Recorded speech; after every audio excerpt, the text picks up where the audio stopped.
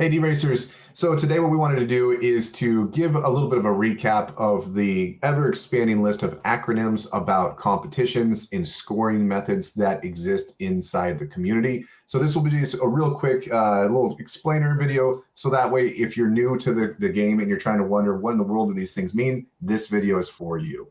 Yeah, there's a lot of acronyms and they can get thrown around in the community. And we've got people that have been playing for years that still ask, wait, what does that mean?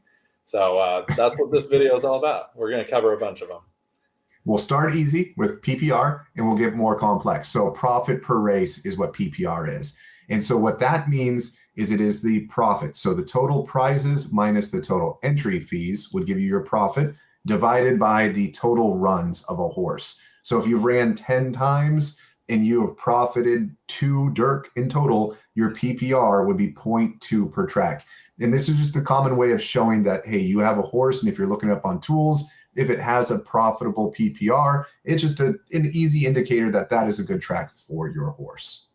Yeah, now the next one that we're going to talk about is indisputable, or Indy. You'll see it as INDI in places. You'll hear people talk about indisputable.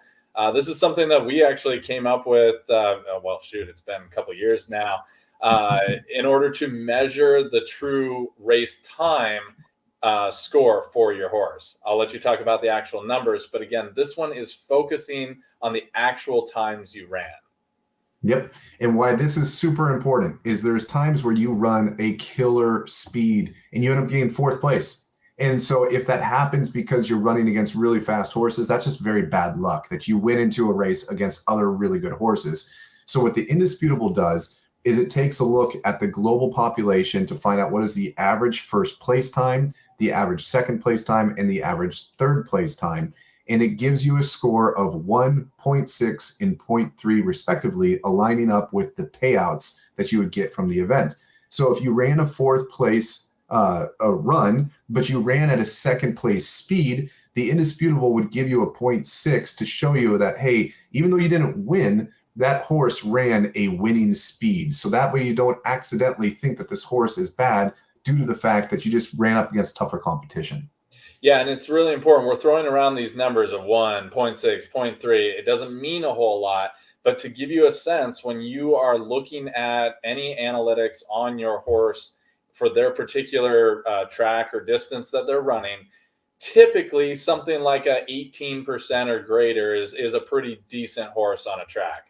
You'll see some that'll be 21, 22%, and those are really good runs. And then you've got horses that can do 24, 25, 26 plus, and those are just absolute champs on a track. So again, indisputable is measuring your actual time against that global average and then giving you a percentage score based on that. It's then often set right next to the next one we're going to talk about, which is weighted win.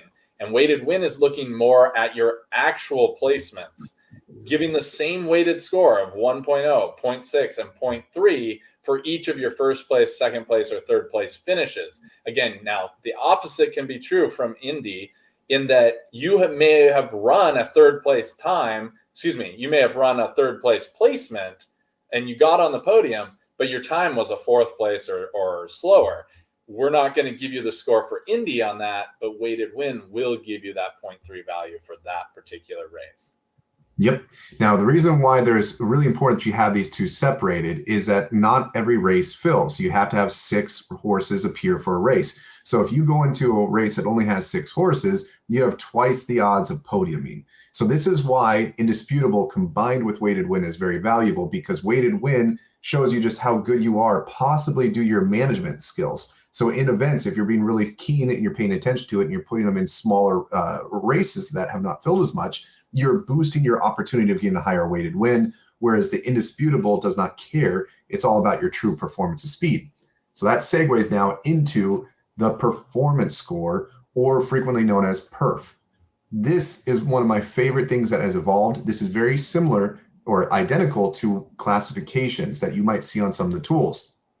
The performance is your indisputable score multiplied by your weighted win score, and then it's just multiplied by 100 to make it more palatable to the human eye, where rather than seeing a bunch of zeros and decimal places, it just gives you a flat rate number. So the higher the perf score is on a horse, shows us that this horse has a high indisputable and a high win rate, and that indicates that this horse is very good on that track. Yeah, and perf is a really great way for us to measure those variances between whether the horse ran too fast and didn't deserve that time or opposite. But what's great too, like you mentioned, classifications are just a way for us to bracket different perf scores. So if you are seeing classifications out there, lettering that's A, B, C, D, or sometimes you'll see X's, which just means that you're absolute garbage on that track. That A, B, C, D is just putting you into a bracket to kind of segment the horses at their different perf score levels. Yep.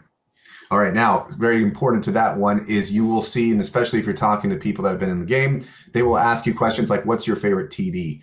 And what that is implying is your track distance. So we have 3 different surfaces: dirt, synth, and turf, or grass, depending on where you want to call it. And then we have the furlongs. Between 2 and 15 furlongs are your distance. So if my horse was really good on a grass or a turf 9, my TD would be turf for grass 9.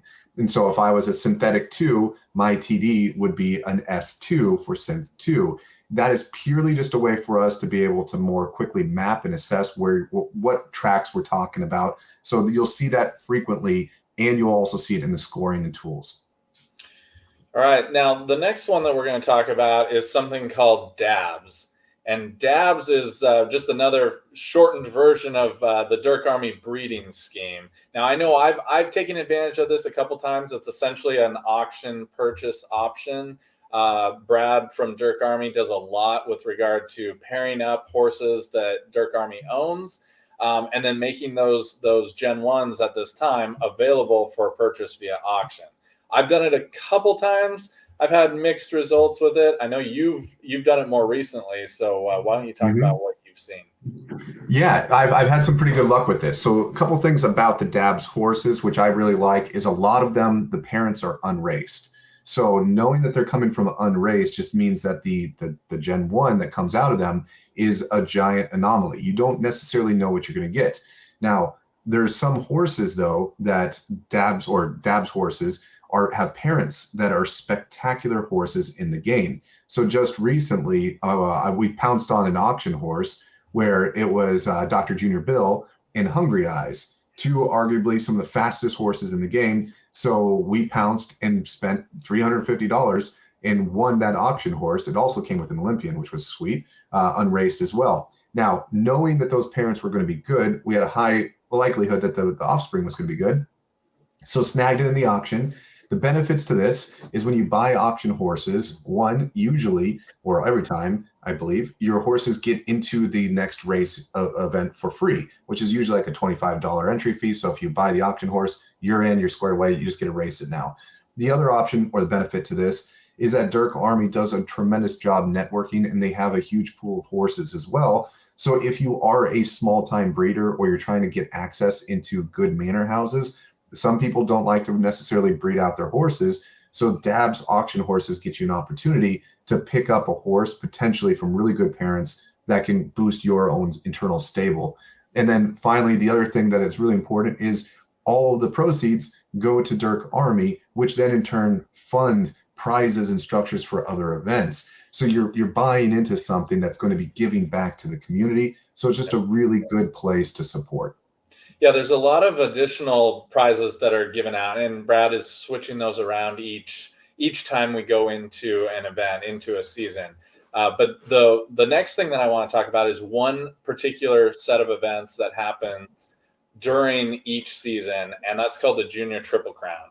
Now, I'm going to share something here that's currently part of Season 7, so that we can take a look at what's happening here. The Triple Crown is 3 separate events that occur when you're taking part in the season. So in this particular season, it's randomized to be a Synth 10, in this case for the DABS plate, a Dirt 8 for the Breeders' Cup, and a Turf 6 is the Golden Horseshoe.